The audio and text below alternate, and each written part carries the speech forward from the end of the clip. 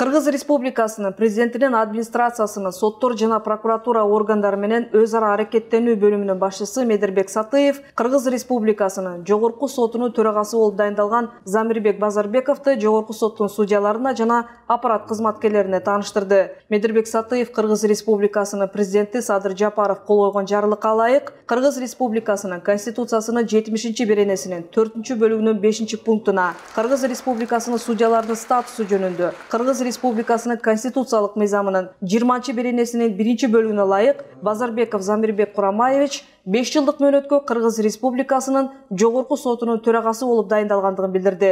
Медербек Сатыев мамлекет башчысы сот реформасынын ийгиликтүү уланышына чоң үмүт артаарын белгиледи. Өз кезегинде Замирбек Базарбеков ынтымакта жана биримдикте сот реформасын биргеликте жүргүзүүгө болгон күч аракетин жумшай тургандыгын ырастады.